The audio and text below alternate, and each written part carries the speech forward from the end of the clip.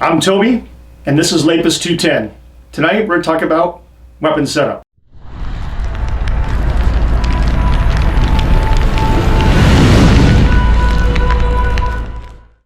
Good evening. Welcome to Lapis 210. Today we're going to talk about how to set up your weapon. There are a lot of videos on the internet and on YouTube that show different methodologies and thought process behind how to set up your weapon. What I'm going to show you tonight is only one way that I'm going to provide it. There's a million ways to do this, and this is just one way that I look at it and my actual application and thought process behind it. Here displayed, I have a PSA Jakl that I just recently acquired. I've done some configuration to set up this pistol in a way that I find usable for myself. On a disclosure on that, I have a certain way that I set up a weapon. It's always consistent across the board. I'm not a big pressure pad guy, so when I set up lasers and lights on my weapon, it's for physical application. So I can actually use manual push and release or push and hold, and that's the way I like to do it. It's fewer failure points, and I find it more ergonomic than having to rely on a pressure pad that can be sometimes unreliable. In terms of the optics on this, I wanted my optics to sit higher. We'll go into that as well, so they don't interfere with the sight picture on this, and it also gives me more of a heads-up display, if you will, meaning I'm bringing my chin up, and I give me a better situational awareness when I'm behind the optics or in a low ready. Other philosophies on this as we get into this further, again, looking at stock weld, length of pole, retention, we'll go into that as well. I haven't upgraded the trigger on this yet, so I'm not even gonna bother getting that too much. But again, the basic overview on this weapon and why I set up the way I did, let's talk about this. Let's look at the concepts behind it and its application. Again, this is a PSA Jakl, 10.5 inch 5.56 pistol. As you can see, I have my strong arm brace here. This is a training mag, so it's not a live action mag. As you can see, it's already unloaded and cleared. So we're not going to go into that whole spiel about having to show, unload, and clear the weapon like they do sometimes. All right, we already know it's a clear weapon. Let's work our way from the back end up to the front. There's a lot of different stocks out there, and because this runs a rear Picatinny rail, I wanted something I could fold for storage and for maneuverability inside the vehicle. I find that to be a very important part of this build, because this can work as both a vehicle gun or truck gun, and also very good for transport, whether it's going to be in the trunk or in the cab with me.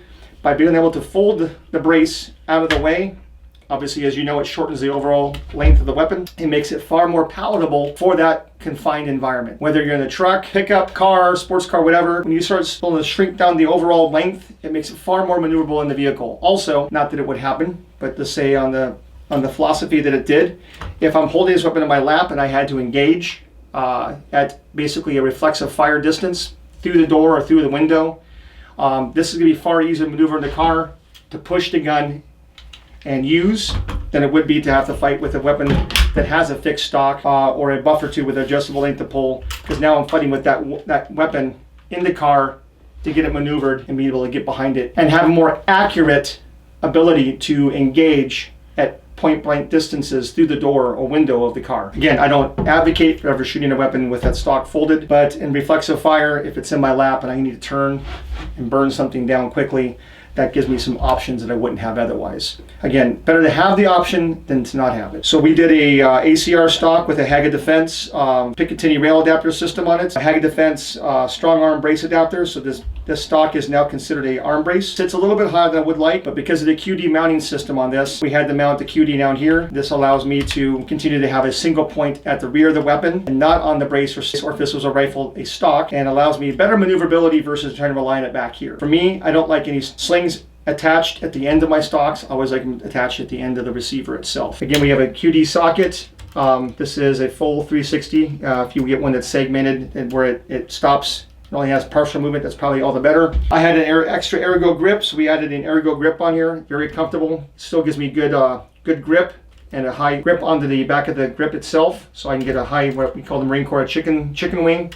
I can get the web of my fingers, between my finger and my thumb, up high in the weapon and get a proper grip onto the weapon itself. We're running a retention system. This retention system you'll see here is from Match Point USA. This allows me to retain the rifle with or without the sling. The idea is that I can actually lock it into a point in the car, let's say on a Grayman tactical grid system, or if I need to retain it on my body. We'll go into more detail that again later on. Also, for those who are more interested, you can see a previous video where I did one for Match Point USA on the R2S.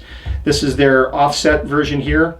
So depending on where you configure this and where this sits, you can actually holster this weapon if need be. I bought a UTG upper riser for the upper here. Again, this is something simple, lightweight. There's no need to get crazy. This is a simple, cheap build. With in terms of the riser is concerned, it gets my optics a little bit higher up. It gives me a better heads-up display of my environment. I spend less time looking down at the brows of my eyes and more upright, where I can have better peripheral vision, better situational awareness, and also aids later on in a passive co-witness with night vision. Going forward, we have an old school EOTech. Again, it's one that I had available with an EOTech magnifier.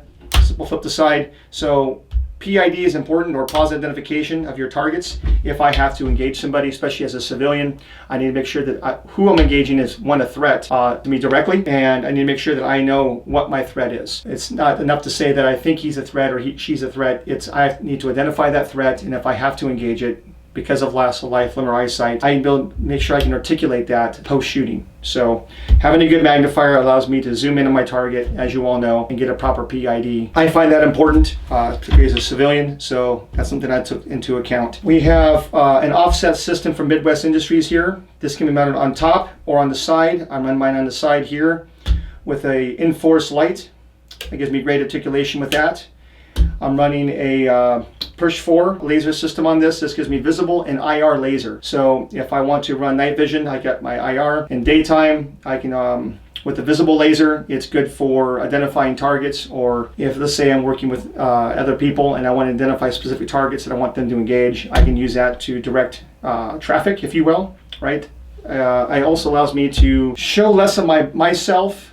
When this is zeroed, I can kind of cheat a little bit on corners, on certain angles where I don't want to expose as much of my body by having that laser. It allows me to know that I'm on target, while obviously within certain distances, and it allows me to ensure that I can get on target faster without exposing more of myself. Lasers are not the end-all be-all. They are a helpful tool, and that's what they are, simply a tool. I have the setup here where I can grab, I can manipulate my light, and I can manipulate my laser. I'm not a big pressure pad guy, so this allows me to run the both. You'll notice here I have 2 grips. These are specific to rail scales. This is their anchor and this is their hand stop. I like to run angled grips, whether it's a rifle or a pistol. And the reason I like running angled grips and running with corresponding with a hand stop is it allows me to basically take my hand, lock it in, and now I have forward and rear pulling and pushing on this weapon from one spot. I have great control, and allows me to take my thumb, align it with the barrel versus the C-clamp, and now I have that natural pointing index you get. So again, something the Marine Corps taught me early on. Your ability to point at a target is far easier than having to assume to point the barrel. So if my thumb is parallel to the barrel for instinctual fire or for rapid fire in a close distances where I have to acquire the target very quickly, simply pointing my thumb at my target, I can get that barrel on target very fast. It gives me good acquisition, almost reflexively, to get me onto the target and be able to effectively engage that target. So running an angled grip, obviously it can't be a 90-degree grip, so that's a vital importance on a pistol. But this again allows me to box my hand in and run this gun with a push or pull as I need to as I transition from target to target, and also reduce felt recoil. We have some more rail scales here. These are just the G10 rail scale systems that go on to the M-LOK. Again, these help with heat and grip as well. Because of the material and the cuts on these, it gives me great recoil reduction. So we're also running the rail scales, M-LOK rail panels here. These give a lot of friction. So when I lock in, because of the G10 material, this absorbs a lot of heat and obviously helps keep my hand a little bit cooler, while at the same time giving me that good friction that I want. So I can lock in my hand right in like this, and I get great articulation of this weapon, really good friction, and some heat reduction there. As you can see, I've taken the simple bird cage off. I have not opted for a more aggressive comp on this with ports that will obviously reduce felt recoil. I went with an inline comp, again from Midwest Industries, another company that I work with and help sponsor this channel. The Midwest Industry is also fantastic with this inline comp, because if I'm shooting around other people in the confines of a vehicle or in small spaces, this is directing all that blast forward. So it does reduce a little bit of the noise signature at the shooter's ear, which is nice, but I'm not taking that overpressure that comes off the comp and blasting into someone's face or into a window, let's say a car window, and now I'm eating that glass. I'm eating that debris, I'm breathing that in, it's getting in my eyes and my face. This helps reduce that. I think anytime that I can reduce environmental factors that are going to keep me from shooting more accurately and more effectively, then that's the way to go. So as you see here, the idea behind this, the overall concept is to create a weapon system that's going to be reliable, that's going to be easy to use, and compact. Lightweight is kind of a missed placement on this, because as you start adding all these accessories, weight savings is kind of out the window. Now, you could do a lower profile barrel, a smaller profile barrel. You could start doing things where you're looking at titanium parts. I'm not really interested in any of that. I'll just go to the gym to make up for the extra weight. I find that my configuration needs to be robust, needs to be reliable, needs to be accurate. In terms of accuracy, that also is a matter of opinion based on what the application of the weapon is. For this is not a precision platform. This is not meant for high precision. This is not a sub-minute angle gun, even out of the factory. So the idea was to make something that functions well in the daytime, at night, in and out of a car, in and out of the house, or God forbid, if I have to move out into open terrain, I can still gauge it some distance away. Given that the gas system on this is a long stroke gas system like the AK, I'm looking at a very reliable system, and that's also in itself a big plus. Because I'm running the inline comp, again, now I can shoot closer to people around me without having to blast them in the face and create overpressure and issues shooting next to people. I'm not blowing the glass out of my car. I have good maneuverability with this weapon system because I can fold the brace out of the way to get it in and out of the car. I have great retention if I need to get this gun out of the way and store it on my body. With the R2S from Matchpoint USA, I have that ability to safely and securely store the weapon. I have positive ID because I have a 3-power magnifier. It gives me at least the ability to have better magnification and better ID than it would be by itself. I chose this setup again because I have these extra ones laying around. So everything in this weapon is purpose-built primarily for the close range. We'll say 100, 200 meters and in. But realistically, if I was to get in a gunfight, God forbid, my experience is going to be, I'm probably going to be with 25 to 50 meters if I'm using this in its best application possible. Stretching his legs out, what we've seen online, your experiences may vary, but by and large, people are getting out several hundred meters with this gun and getting respectable accuracy out of it. It's easily a 2 to 3 minute angle gun all day, depending on the ammo you run. Again, if you wanted to look at greater adaptability for the gun, you could run 20 round magazines, kind of shorten that overall length in terms of its vertical height as it stores as well. Another side note to think about, this charging handle is non-reciprocating, so with that, it also makes a great point for your webbing of your thumb on your support hand to also lock in and meet forward in there, so you have another point of control on the weapon. When you're choosing how to set up your weapon, think about its application, right? We have a concept. Okay, the concept is a CQB weapon, but something I can still stretch his legs out. So if it's a car gun or truck gun, I can fight in and around the car easily. I'm not blowing windows out of the car, and if I need to, I can stretch his legs out a few hundred meters. Okay, that's great.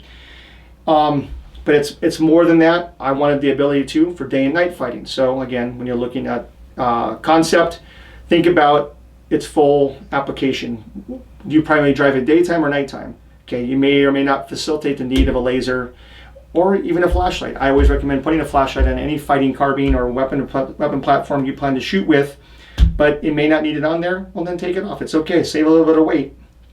Again, you may not require the need of a magnifier or an LPVO. That's fine. Don't run one if you don't need to. Be utilitarian in the concept, and then in terms of that, look at your application.